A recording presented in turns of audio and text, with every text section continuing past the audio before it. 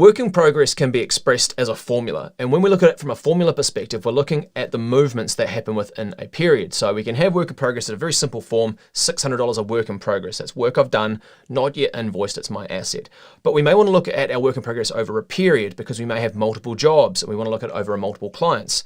And this is where the WIP equation comes into it. So the WIP equation is opening WIP plus our time added, plus disbursements added, less our invoiced, plus our net write-ups equals our closing WIP. So this is a formula that balances. This is science, right? So let's look at adding some numbers to this.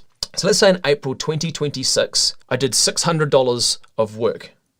So I'd have $600 of closing work in progress. So I started April with no work in progress, job wasn't started, did $600 of time. My closing WIP in April is $600. So what do you think my opening WIP would be in May 2026?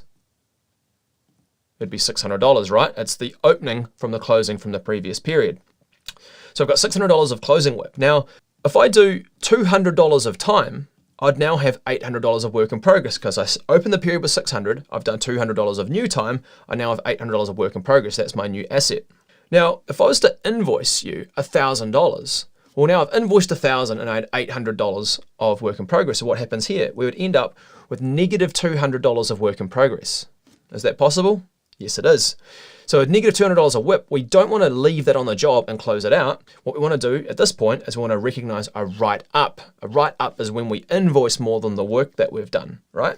So now we've got a $200 write-up giving us 0 work in progress as our closing WIP.